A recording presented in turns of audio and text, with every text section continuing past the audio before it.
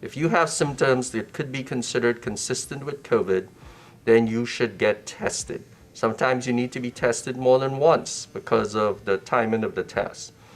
The second reason to get tested is due to exposure.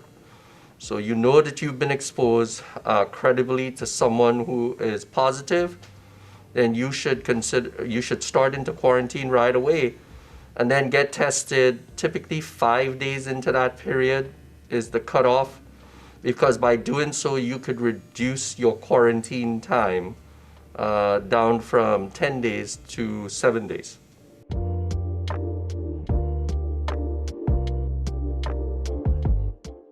Tests are widely available now. You can get tested at multiple centers, including the AU Medical Clinic, urgent care centers.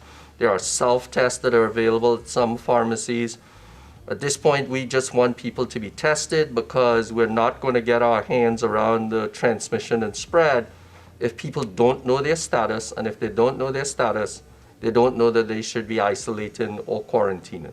And home kits were designed so that it would be simple, easy, and reasonable.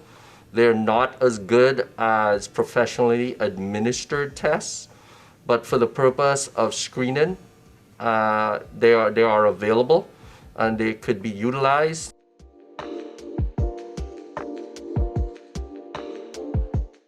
Anyone who tests positive within the Auburn University community is required to self-report your positive tests, whether you are a faculty, a staff, or a student.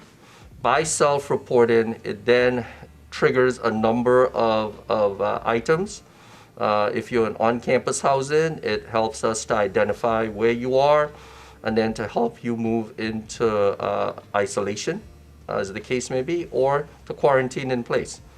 If you are a staff member, then again, it will allow the COVID liaison individuals to get a hold of you, and that way you can then be given information about what's the next step. Same goes for faculty. So self-reporting is really important from that standpoint. It's also important because it gives us an idea of how many positive cases we're getting, where they're coming from, because again, there's not one test in sight where we can get all this information. People are getting tested everywhere, but if they filter it all to this one database of self-reporting, then we have a pretty good picture of what's going on.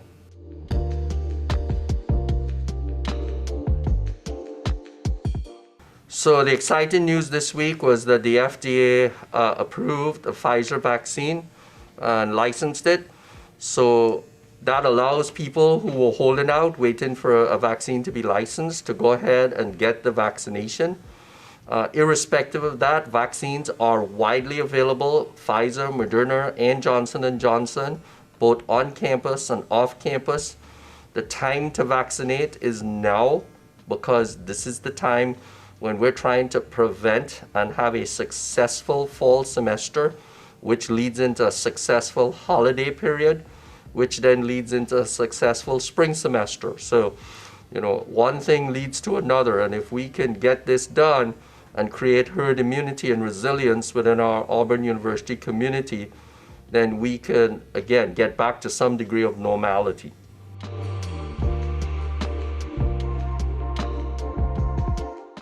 So for right now, with the, again, widespread transmission across the community going on with the Delta variant, using the mask, I know it's not popular. I know most people don't like it. I understand that. My team and I have been wearing masks consistently since last year, March, all day, every day. So we get it.